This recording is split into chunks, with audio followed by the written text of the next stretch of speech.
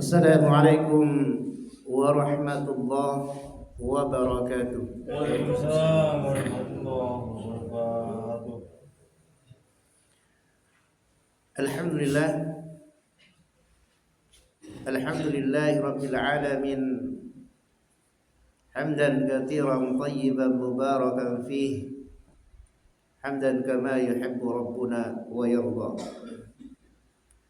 Wassalatu wassalamu ala asyrafil anbiya'i wal mursalin Nabiina Muhammadin sallallahu alaihi wasallam wa ala alihi wa sahbihi wa man tabi'ahum bi ihsan ila yaumiddin, amma ba'd.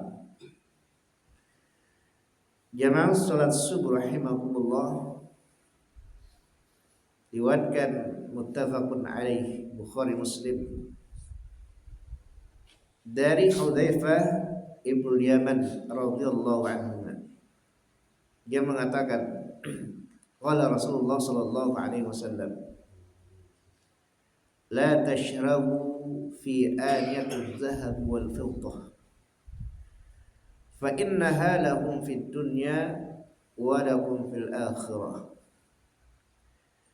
Rasulullah sallallahu alaihi wasallam bersabda, janganlah kalian makan dan minum.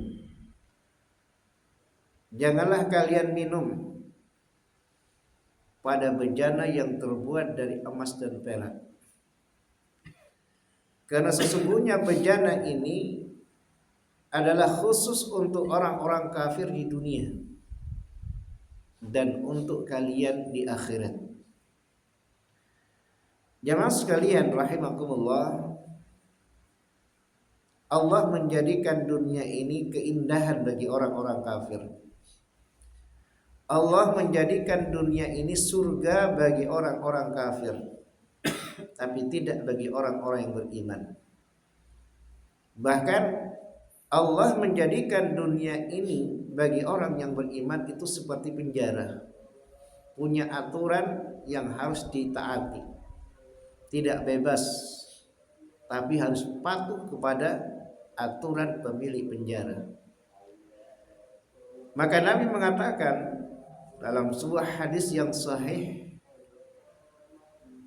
kata Rasulullah SAW, surga dunia adalah surga bagi orang-orang kafir. Wasijnul mu'min, ad-dunya jannatul kafir wasijnul mu'min. Dunia adalah surganya orang-orang kafir dan seperti penjara bagi orang-orang yang beriman. Maka di antara aturan yang harus ditaati oleh orang yang dipenjara, yaitu orang-orang yang beriman, adalah tidak boleh menggunakan emas dan perak untuk kepentingan makan dan minum. Karena dalam hadis itu dengan terang-terang, dengan jelas Nabi mengatakan, la tashrabu fi aniyatiz zahabi wal fiddah wa la ta'kulu fi sihafihima. Jangan kalian minum pada bejana yang terbuat dari emas dan perak, dan jangan kalian makan dengan menggunakan bejananya, piringnya, wadahnya. Ini tentu adalah larangan haram. Ya. Allah juga mengatakan, zuyyina lilladzina kafarul hayatud dunya. Allah menjadikan dunia ini keindahan bagi orang-orang kafir, dijadikan indah, sehingga tujuan mereka dunia, kesenangan mereka cuma di dunia.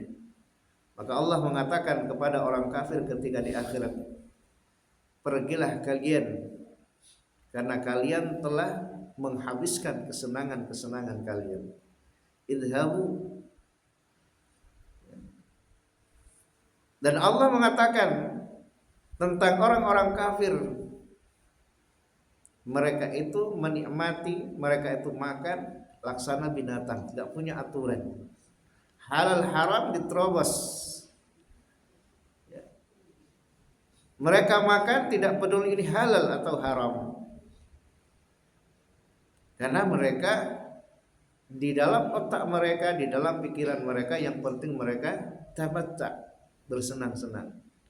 Tapi tidak bagi orang-orang yang beriman.